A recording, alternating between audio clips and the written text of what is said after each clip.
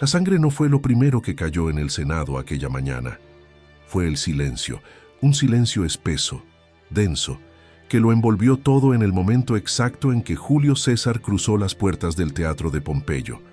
No había vítores, no había aplausos, solo miradas clavadas como cuchillas, dispuestas a cortar más que palabras.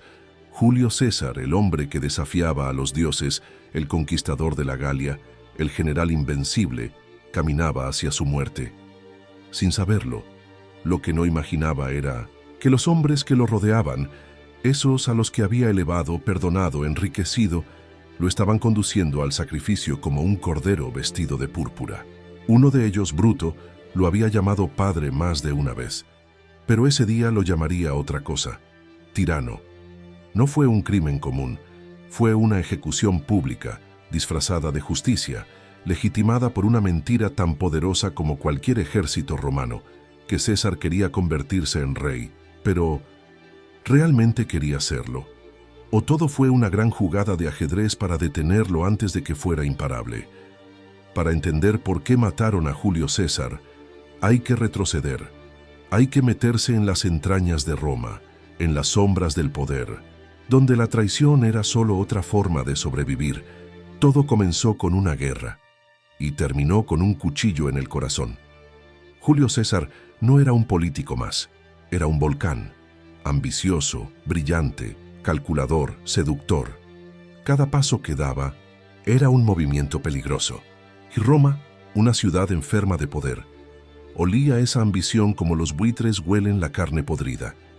Desde joven, supo que no quería ser simplemente un senador, quería ser eterno. Cuando cruzó el Rubicón en el año 49 a.C., pronunciando aquellas palabras que helaron la sangre del Senado, alea y acta est, la suerte está echada, estaba cometiendo un acto de guerra contra su propia patria. Lo sabían todos. César no estaba regresando como servidor de Roma, estaba regresando como su dueño. Los senadores huyeron. Pompeyo, su antiguo aliado y ahora enemigo mortal, escapó hacia Grecia. Pero Julio no lo persiguió como un loco sediento de sangre. Lo hizo como un estratega. Lo dejó escapar, porque sabía que cada victoria se saboreaba mejor cuando era inevitable. La guerra civil fue brutal. Roma contra Roma, hermanos contra hermanos. Y cuando terminó, César no se limitó a gobernar. Reescribió las reglas. Se nombró dictador. No por 6 meses como dictaban las antiguas leyes. No. Lo hizo por 10 años, luego por la eternidad, un título que heló la espina dorsal del Senado, dictador perpetuo. Los hombres que lo rodeaban comenzaron a temblar, no por miedo a su poder militar, sino porque detrás de esas decisiones comenzaban a ver un reflejo que Roma siempre había jurado evitar, el de un rey. Roma odiaba a los reyes. Desde su fundación, había construido su identidad sobre la sangre del último monarca, Tarquinio, el soberbio. Lo habían expulsado a patadas, jurando jamás permitir que un solo hombre tuviera tanto poder. Y ahora, un siglo después, el pueblo gritaba «Ave César», como si la historia no importara. Pero la historia sí importaba, y había hombres dispuestos a recordársela a Roma, con sangre. Marco Junio Bruto era uno de ellos. Un filósofo, idealista, republicano hasta los huesos. Hijo de una amante de 1900, César criado bajo su sombra, admirado por el pueblo por su moral intachable. Pero también estaba Casio, el cerebro detrás del complot. Un militar frío, calculador, que veía en César no un salvador, sino un verdugo disfrazado de héroe. Ambos sabían que enfrentarse a César era como intentar apagar el sol con las manos, pero también sabían que si no lo hacían, Roma se convertiría en lo que más temían, una monarquía bajo otro nombre. La conspiración comenzó en susurros, en pasillos oscuros, en reuniones clandestinas. No podían fallar, no había espacio para la duda, porque si lo intentaban y fallaban, serían crucificados como traidores, pero si lo lograban, se convertirían en los salvadores de Roma. La fecha elegida no fue casualidad. Los idus de marzo, el 15 de marzo del año 44 a.C. una fecha cargada de supersticiones. Un vidente incluso le advirtió a César: «Cuidado con los idus de marzo». A lo que César, arrogante como siempre, respondió: «Ya han llegado». Y el vidente corrigió: «Sí, pero aún no han pasado». El día comenzó como cualquier otro. César tenía una reunión en el Senado. Algunos decían que no quería ir, que su esposa Calpurnia había tenido pesadillas, que el cielo estaba extraño, pero él fue igual, porque los hombres que creen ser dioses no temen a los presagios. Lo que no sabía es que no vería el anochecer. Cuando entró al Senado, más de 60 hombres lo esperaban, no con discursos, no con leyes, con cuchillos escondidos bajo sus túnicas. La sala se cerró. Los centuriones no estaban, los amigos lo rodearon, y el primero en apuñalarlo no fue Bruto, fue Casio, luego otro y otro. César intentó defenderse, pero eran muchos. La sangre comenzó a manchar el mármol. El hombre más poderoso del mundo estaba siendo despedazado por sus iguales. Y entonces, en medio del caos, vio a Bruto. Dicen que sus ojos se abrieron como si no pudiera creerlo, como si la traición de todos los demás doliera, pero la de él lo destrozara. No por el cuchillo, sino porque para César Bruto era un hijo. «¿Tú también, Bruto?», susurró, antes de cubrirse el rostro con la toga. No quería que el pueblo viera su rostro muerto.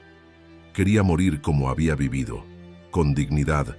3 puñaladas después, el cuerpo de César yacía inerte en los escalones del Senado, solo, abandonado. Y entonces comenzó el verdadero caos. Un silencio diferente al del comienzo. Ya no era el silencio denso de la tensión, sino uno frío, espeso, de terror. El cuerpo de Julio César, aún caliente, yacía a los pies del Senado. Nadie se atrevía a tocarlo. Nadie lloraba. Nadie hablaba. Los conspiradores, manchados de sangre, miraban sus propias manos como si solo entonces comprendieran lo que habían hecho. Se miraban entre ellos buscando consuelo, pero solo encontraron miedo. Bruto, el más golpeado por la contradicción, sintió que algo dentro de él se rompía. No era remordimiento, no aún. Era la sombra del presentimiento. El aire olía raro. Roma no reaccionaba como esperaban. No hubo vítores, no hubo celebración. Nadie gritó: «La República ha sido salvada». Ni una sola voz, solo pasos apurados, puertas cerrándose, y un murmullo que crecía como un monstruo invisible por las calles. «Han matado a César». Los asesinos salieron del Senado proclamando libertad. Levantaron sus manos ensangrentadas como si fueran símbolos de justicia. Pero Roma no los escuchaba. Roma temblaba. El pueblo no amaba al Senado. Lo temía, lo despreciaba en silencio. Pero a César, a él lo seguían con devoción. Era el padre de los soldados, el benefactor de los pobres, el vengador de la corrupción. Les había dado pan, tierra y espectáculo. Era amado no por sus títulos, sino por lo que representaba: el fin de una república podrida por la avaricia de los mismos que ahora lo habían asesinado. El cadáver fue arrastrado fuera del Senado horas después. Nadie lo reclamaba. Ningún noble se acercaba. No querían ser vistos tomando partido. Pero hubo uno que sí lo hizo. Uno que esperó el momento justo para aparecer entre sombras y convertir la tragedia en una oportunidad. Marco Antonio, antiguo aliado de César, militar feroz, ambicioso, astuto. Muchos lo subestimaban por su fama de mujeriego y bebedor, pero lo que nadie entendía era que Marco Antonio no necesitaba máscaras. Él era el caos disfrazado de lealtad, y en ese momento Roma necesitaba a 1200, alguien que supiera usar la rabia como arma. Con voz temblorosa y una mirada cargada de furia contenida, Marco Antonio tomó el cuerpo de César, lo alzó en brazos frente al pueblo y lo mostró, no como un cadáver, sino como un mártir, como una víctima.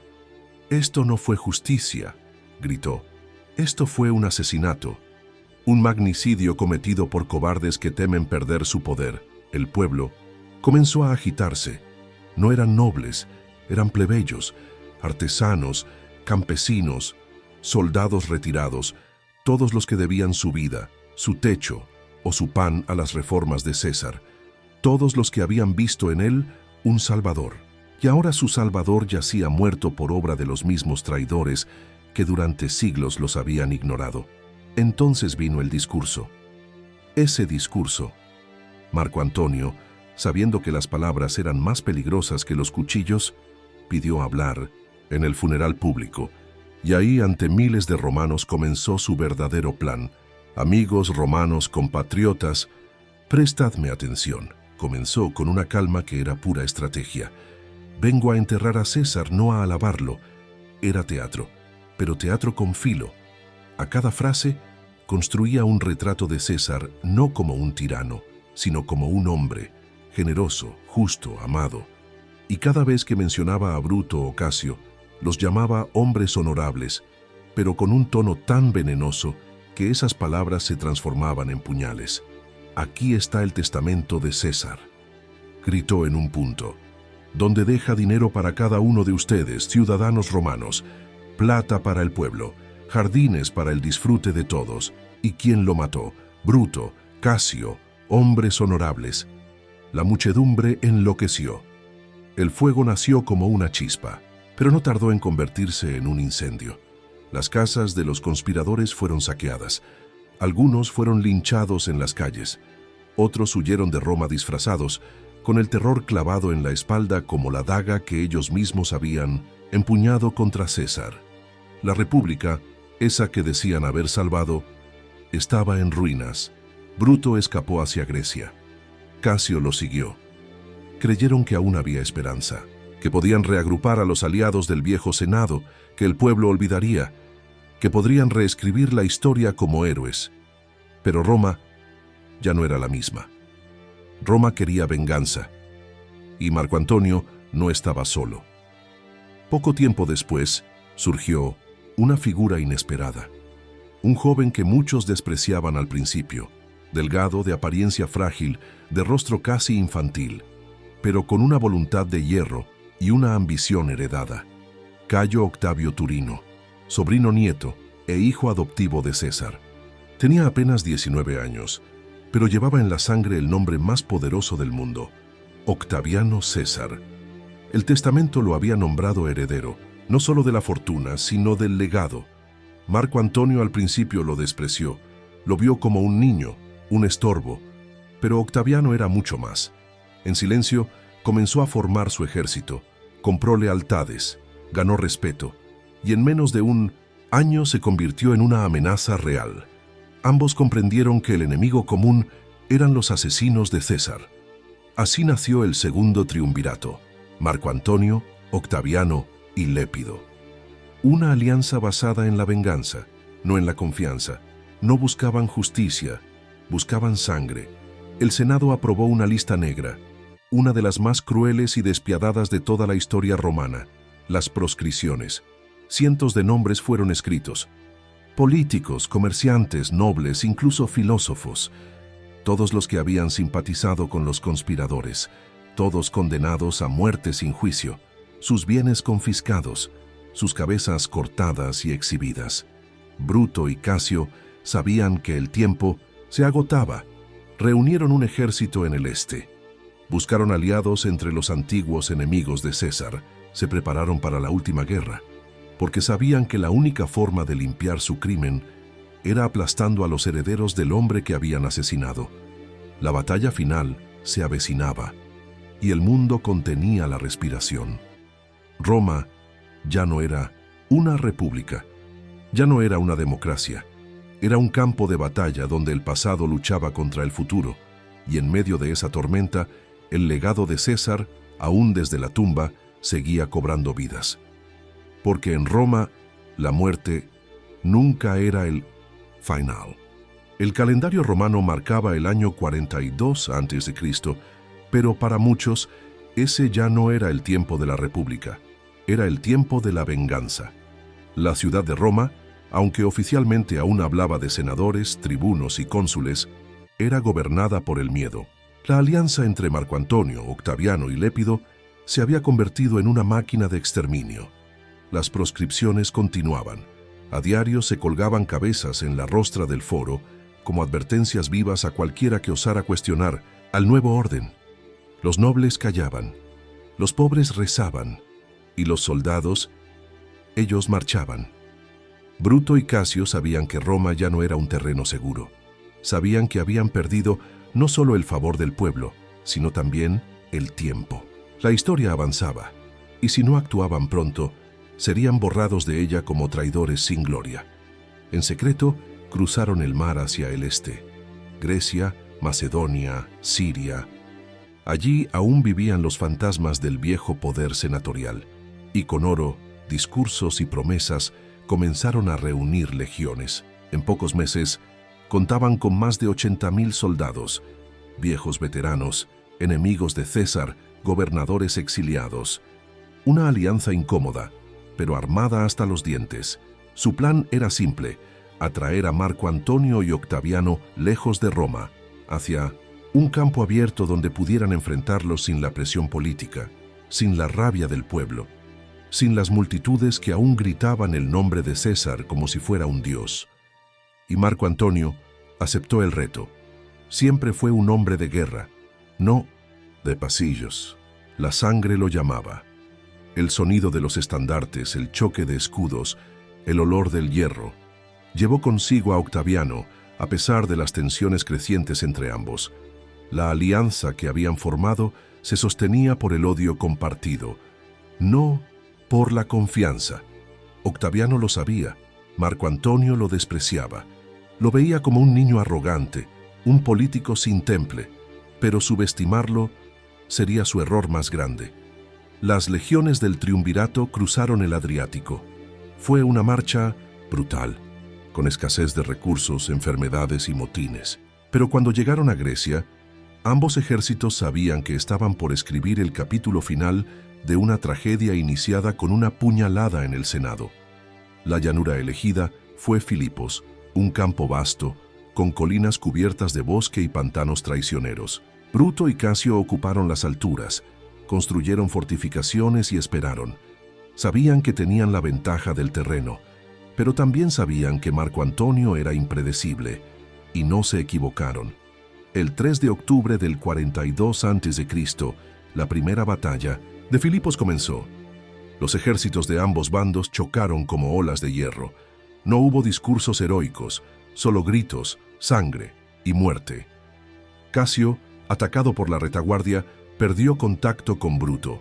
Creyó que todo estaba perdido, que habían sido derrotados, que Bruto estaba muerto, y en un acto de desesperación se suicidó.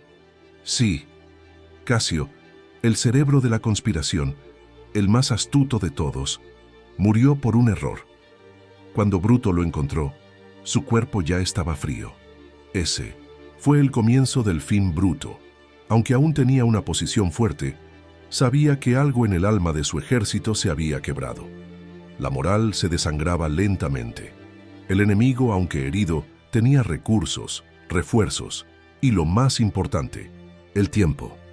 Durante semanas los bandos se miraron desde las colinas, intercambiaron escaramuzas, falsas retiradas, construcción de trincheras. El ambiente era insoportable. El aire olía a podredumbre. La tierra estaba empapada de sangre. Era como si el campo mismo se negara a olvidar. El 23 de octubre, Bruto cometió su último error. Decidió atacar. Quería terminar con todo. Tal vez por orgullo. Tal vez porque sentía que el final ya era inevitable. Las fuerzas se encontraron de nuevo.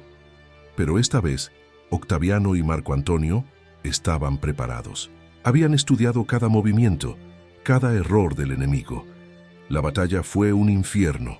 Cuerpos despedazados, lanzas rotas, gritos de dolor ahogados en barro. Bruto luchó como un verdadero comandante, hasta el último momento. Pero fue inútil. Al caer la noche, se retiró con un pequeño grupo de fieles. Ya no quedaban más opciones. El sueño de restaurar la República se había convertido en una pesadilla. César, incluso muerto, lo había derrotado. Bruto se suicidó esa misma noche. Según las crónicas, se arrojó sobre su espada. Algunos dicen que murmuró el nombre de César antes de cerrar los ojos, otros que pidió perdón a su madre, pero nadie sabe con certeza. Lo único seguro es que con su muerte moría también la última esperanza de la vieja Roma. Marco Antonio, al encontrar su cadáver, ordenó que se le diera un funeral digno. Lo admiraba, lo había odiado, sí, pero lo respetaba. Bruto era para muchos el último verdadero romano. Octaviano no dijo nada, no lloró, no sonrió, solo observó. Sabía que el futuro era suyo, que había vencido no solo en el campo de batalla, sino en el campo de la historia. Las legiones aclamaron su victoria. Los ciudadanos celebraron en Roma con banquetes y espectáculos. Se quemaron los símbolos de la República. Y en su lugar comenzó a alzarse un nuevo orden, uno donde no habría más primeros entre iguales, uno donde no habría más debates en el Senado, uno donde el nombre de César se transformaría en un título eterno, pero aún quedaban sombras. Marco Antonio y Octaviano, aunque aliados, comenzaban a mirarse con desconfianza. El mundo era demasiado pequeño para dos herederos, y mientras Octaviano regresaba a Roma como un joven triunfador, Marco Antonio partía hacia el este, hacia Egipto. Allí una reina lo esperaba, una mujer cuyo nombre haría temblar a Roma entera, Cleopatra. Roma celebraba, pero sus cicatrices aún sangraban. El asesinato de Julio César había desencadenado una tormenta que arrasó todo lo que conocíamos como república. Bruto y Casio estaban muertos, sus legiones disueltas, el Senado sometido. Solo quedaban dos hombres con el poder real de decidir el destino del mundo: Marco Antonio y Cayo Octavio, el joven al que pocos habían tomado en serio y que ahora se hacía llamar César Octaviano. Ambos sabían que la alianza había cumplido su propósito. Ya no quedaban enemigos comunes, lo único que quedaba era el control absoluto, pero ninguno estaba dispuesto a ceder. Mientras Octaviano regresaba a Roma para afianzar su poder político, Marco Antonio se dirigía hacia el este. Sabía que allí podía reconstruir su influencia y tenía un arma que Octaviano no poseía: Cleopatra. La reina de Egipto no era solo una figura exótica, era una estratega, una seductora, una mujer capaz de doblegar imperios con su voz y su mirada. Había amado a César y ahora extendía sus brazos a su sucesor en poder, Marco Antonio.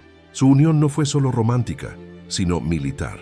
Juntos fundaron una nueva visión del mundo, un reino que uniera Oriente y Occidente bajo su reinado. Marco Antonio comenzó a comportarse como un rey oriental. Se vestía con túnicas egipcias, participaba en rituales religiosos alejados de las costumbres romanas y, lo más peligroso de todo, empezó a repartir territorios romanos a los hijos de Cleopatra. Roma lo observaba y no lo perdonaba. Octaviano supo cómo jugar sus cartas. En público, fingía mantener la paz. En privado, tejía una red de propaganda devastadora. Acusó a Marco Antonio de traicionar a Roma, de querer fundar una nueva capital en Alejandría, de renegar de su herencia romana por una mujer extranjera. Era una guerra fría, hasta que dejó de serlo. En el año 32 a.C., el Senado, manipulado por Octaviano, declaró la guerra, pero no contra Marco Antonio. No, la guerra fue declarada formalmente contra Cleopatra. Esa jugada fue maestra. Ya no era una disputa entre dos romanos, era Roma contra Egipto. Era Roma contra una reina que había embrujado a su general. El pueblo romano, profundamente conservador, abrazó la causa. Era una guerra santa, una cruzada por la pureza de Roma, por la dignidad que, según ellos, Marco Antonio había pisoteado. El destino los llevó al mar. La batalla definitiva no se libró en tierra firme, sino en las aguas del Golfo de Ambracia, en Actium, el 2 de 1900, septiembre del 31 a.C. La flota de Octaviano, comandada por su brillante general Agripa, maniobró con precisión quirúrgica. Las naves de Marco Antonio, más grandes pero lentas, quedaron atrapadas. Cleopatra, viendo el desastre inminente, ordenó una retirada, y Marco Antonio, enceguecido por su amor, la siguió, dejando a sus hombres atrás. Ese fue el punto de quiebre, no solo militar. Fue simbólico. Un general romano jamás abandonaba a sus tropas. Ese gesto selló su caída ante los ojos del mundo. Octaviano, sin obstáculos, avanzó hacia Egipto. El reino de Cleopatra, antaño orgulloso, ahora era una sombra, asustada. Sabían que Roma venía por ellos. La reina intentó negociar, sobornar, prometer, pero Octaviano era implacable. Su objetivo no era un tratado, era la aniquilación del pasado, la muerte de quienes, directa o indirectamente, habían contribuido al asesinato de su padre adoptivo. Julio César, Marco Antonio, derrotado, humillado, intentó luchar una vez más, pero ya no tenía ejército, solo el recuerdo. Cuando escuchó el falso rumor de que Cleopatra se había suicidado, se lanzó sobre su propia espada, pero no murió de inmediato, agonizó. Y cuando supo que Cleopatra aún vivía, pidió verla. Fue llevado moribundo hasta su lado. Murió entre sus brazos. Cleopatra, ahora sola y rodeada, sabía que su fin era inevitable. Octaviano quería llevarla a Roma como trofeo, mostrarla en una procesión de victoria, encadenada, como símbolo de su poder absoluto. Pero Cleopatra no, estaba dispuesta a ser humillada. Según los relatos, se encerró en su mausoleo, vistió sus ropas reales y se dejó morder por una cobra, símbolo de la realeza egipcia. Otros dicen que usó un veneno más discreto. Lo cierto es que murió como había vivido, decidida a controlar su propio destino, incluso en la muerte. Cuando Octaviano entró en Alejandría, solo encontró cuerpos y ruinas, pero también encontró el mundo a sus pies. Egipto fue anexado oficialmente como provincia romana. La riqueza del Nilo, que durante siglos había financiado faraones y construcciones colosales, ahora llenaría las arcas del joven vencedor. Y con ello, la guerra civil terminó. Roma, cansada de caos, abrazó la figura de Octaviano. El Senado, obediente, le otorgó títulos. Primero Princeps, el primero entre iguales, luego Augusto, el sublime. Ya no era Octaviano, era César Augusto, el primer emperador de Roma. Y lo más irónico de todo es que todo había comenzado con una puñalada. Los asesinos de Julio César creyeron que al eliminar al tirano devolverían el poder al pueblo, pero lo que desataron fue una reacción en cadena que destruyó todo vestigio de república. El pueblo, lejos de rebelarse, pidió orden, suplicó por estabilidad y aceptó con gusto un hombre con poder absoluto. Mientras ese hombre prometiera paz, Augusto cumplió. Durante más de 4 décadas gobernó con mano firme, reformó el ejército, consolidó las provincias, construyó monumentos, templos, carreteras, dio a Roma una fachada de grandeza. Y todo eso se erigió sobre los cadáveres de sus enemigos. Los nombres de Bruto, Casio, Marco Antonio, Cleopatra quedaron enterrados bajo su sombra. Pero la pregunta permanece: ¿valió la pena? ¿Valió la pena matar a César solo para que Roma cayera en manos de su vengador? Tal vez los conspiradores no fueron solo traidores, tal vez fueron visionarios atrapados por su tiempo, hombres que intentaron frenar lo inevitable, porque el verdadero veneno no estaba en una daga, sino en la ambición humana, en esa necesidad de controlar, dominar, perdurar. Julio César fue asesinado por sus mejores amigos, pero en lugar de apagar su llama, la convirtieron en fuego eterno, un fuego que consumiría la República y daría nacimiento a un imperio.